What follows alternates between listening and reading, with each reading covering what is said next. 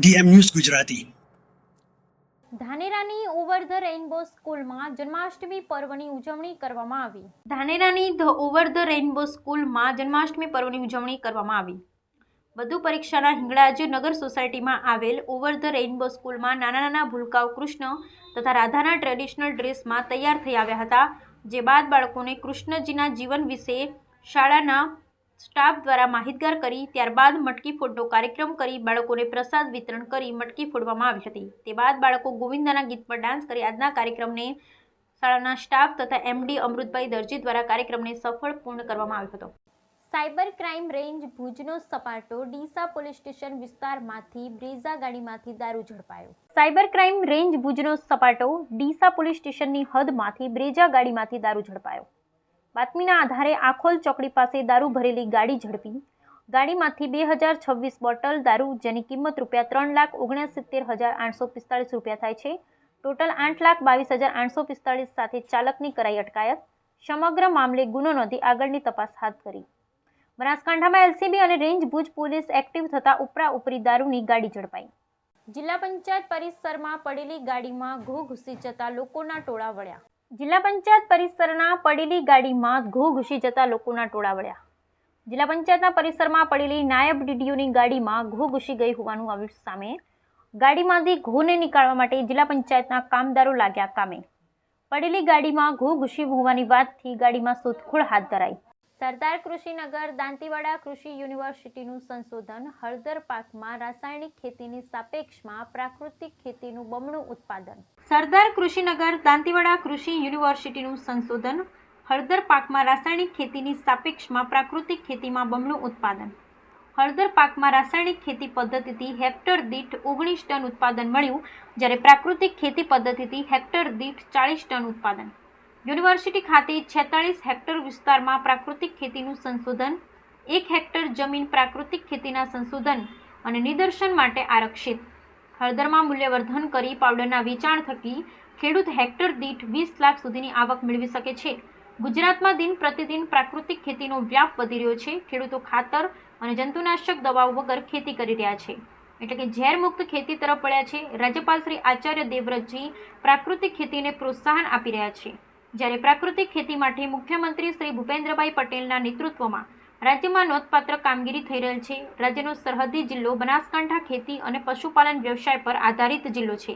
જિલ્લામાં આવેલ સરદાર કૃષિનગર દાંતીવાડા કૃષિ યુનિવર્સિટી દ્વારા ખેતી ક્ષેત્રે અનેક વૈજ્ઞાનિક સંશોધનો કરવામાં આવે છે, જેનો લાભ જિલ્લાના લાખો ખેડૂતોને મળી રહ્યો છે.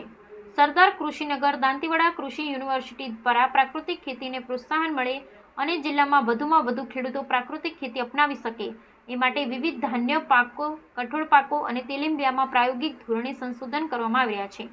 દાંતીવાડા સ્થિત કૃષિ યુનિવર્સિટીના સજીવ અને પ્રાકૃતિક ખેતી સંશોધન કેન્દ્ર દ્વારા પ્રયોગાત્મક ધોરણે સંજીવ અને પ્રાકૃતિક ખેતીનું મોડેલ વિકસિત કરવામાં આવ્યું છે, જેના દ્વારા રાસાયણિક ખેતી અને પ્રાકૃતિક ખેતીનો તુલનાત્મક અભ્યાસ કરવામાં આવી રહ્યો છે. યુનિવર્સિટીના દરેક મુખ્ય કેન્દ્ર અને પેટા કેન્દ્રો ખાતે ઓછામાં ઓછી 1 હેક્ટર જમીન પ્રાકૃતિક ખેતીના સંશોધન અને નિદર્શન માટે આરક્ષિત રાખવામાં આવેલ છે, જેમાં ફક્ત પ્રાકૃતિક ખેતીના અખતરા અને ખેડૂતો માટે નિદર્શન ગોઠવવામાં આવે છે. હાલમાં યુનિવર્સિટી ખાતે 46 હેક્ટર વિસ્તારમાં પ્રાકૃતિક ખેતીનું સંશોધન શરૂ કરેલ છે, જે Gujarat organic product certificate agency ગુપકા દ્વારા માન્યતા પ્રાપ્ત છે.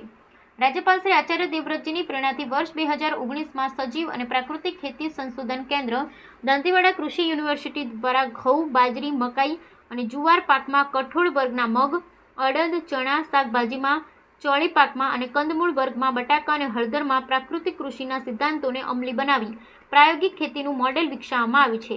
હળદરના પાકમાં રાસાયણિક ખેતી પદ્ધતિ દ્વારા હેક્ટર દીઠ 19 ટન ઉત્પાદન મળ્યું છે, જ્યારે પ્રાકૃતિક ખેતી પદ્ધતિ દ્વારા હેક્ટર દીઠ 40 ટન એટલે કે બમણું ઉત્પાદન મળ્યું છે. કૃષિ યુનિવર્સિટી દાંતીવાડાના સહસંશોધન નિયામક શ્રી તથા સજીવ અને પ્રાકૃતિક સંશોધન કેન્દ્રના વડા ડોક્ટર CK પટેલ જણાવે છે કે 1000 સ્ક્વેર મીટર વિસ્તારમાં રાસાયણિક અને પ્રાકૃતિક ખેતી પદ્ધતિ દ્વારા હળદરનું વાવેતર કરવામાં આવ્યું છે, જેમાં રાસાયણિક ખેતી પદ્ધતિમાં યુરિયા, DAP અને જરૂરી જંતુનાશક દવાઓનો ઉપયોગ કરવામાં આવ્યો છે, જ્યારે પ્રાકૃતિક ખેતીમાં 5 સિદ્ધાંતો જીવામૃત, બીજામૃત, ધન જીવામૃત, આચ્છાદન અને વાપસાનો ઉપયોગ કરવાથી હળદરનું ઉત્પાદન રાસાયણિક ખેતીની સાપેક્ષમાં બમણું મળ્યું છે. આ પ્રાયોગિક તારણને પગલે અન્ય ખેડૂતો પણ હળદરની ખેતીમાં પ્રાકૃતિક ખેતી પદ્ધતિ અપનાવવાના પ્રેરાયા છે. યુનિવર્સિટીના માર્ગદર્શન હેઠળ હાલમાં 10 ખેડૂતો સહિત જગુદણ અને દહેમાર્ગ કેન્દ્ર ખાતે પણ પ્રાયોગિક ધોરણે પ્રાકૃતિક ખેતીના અખતરા હાથ ધરવામાં આવેલ છે.